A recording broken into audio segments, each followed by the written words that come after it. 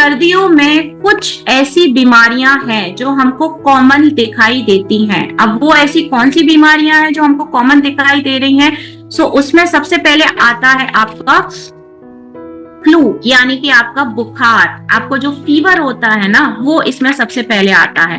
Fever के अलावा आपका थ्रोट इन्फेक्शन, गले में खराश होना, गला बंद होना या सर्दी जुकाम होना, एयर इन्फेक्शन, आपके कानों में कुछ प्रॉब्लम होना, साइनोसिटिस यानी कि आपके स्किन पर रैशेस या पैचेस का आ जाना, जॉइंट्स पेन यानी आपके घुटनों में दर्द होना, रेस्पिरेटरी प्रॉब्लम्स यानी कि आपको अस्थमा वाली एलर्जीज होना, उसके अलावा आपका स्ट्रोक यानी हार्ट रिलेटेड डिसीज जो रहती हैं, आपके दिल से संबंधित जो बीमारियां होती हैं, वो भी विंटर में बहुत ज्यादा देखने को मिलती हैं।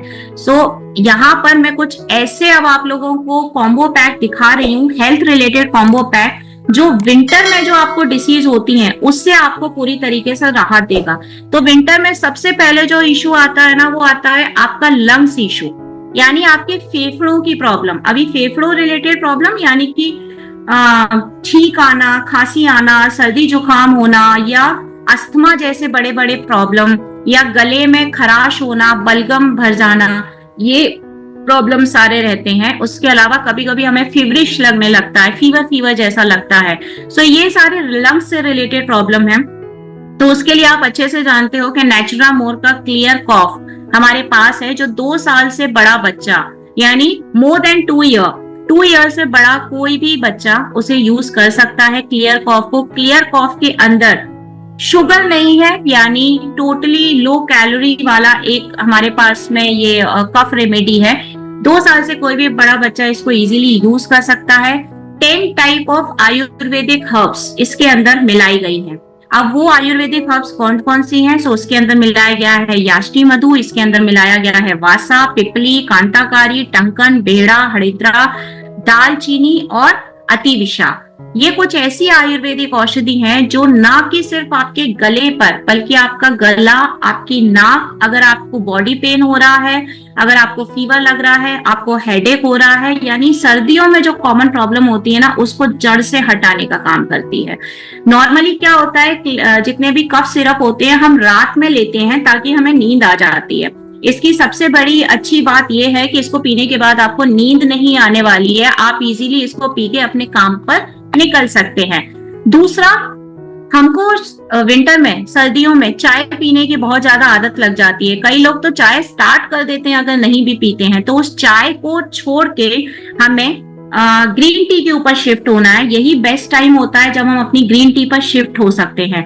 तो यहाँ पर अगर आपको ऐसा सर्दी जुकाम जैसा प्रॉब्लम लग रहा है तो चाय की जगह आप तुलसी और लिकरिस यानी तुलसी और मुलेठी से बनी हुई जो हमारी ग्रीन टी है उसको रेफर करिए। उसके अंदर ना कि सिर्फ आपको तुलसी और मुलेठी मिलेगा, बल्कि ग्रीन टी के लीव्स मिलेंगे, याष्टी मधु मिलेगा, वसाका मिलेगा, शुंठी मिलेगा, बेड़ा मिलेगा, पिपली मिलेगा और हरिद्रा मिलेगा। कितने बार पी सकते हैं इस ग्रीन टी को? जब भी आपको चाय पीने की ऐसा आती है, क्रेविंग आती है चाय की, तब आप इस ग्रीन टी को पी सकते हैं। टी बैग्स है, गर्म पानी लीजिए, कप के अंदर टी बैग डालिए और जब चाहे तब पीजिए।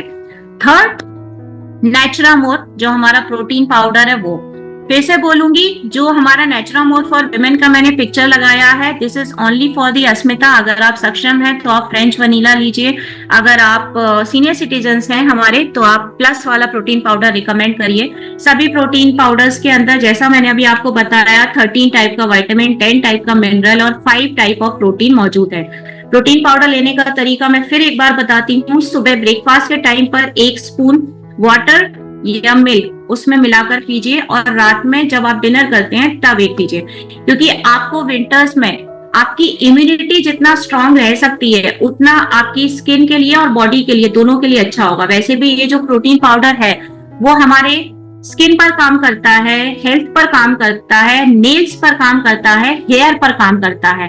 ओवरऑल जिसे मैं बोलूंगी ना, 5 into 1 प्रोटेक्शन जो है वो प्रोटीन पाउडर ही है हमारा, इसे स्किप नहीं करना है।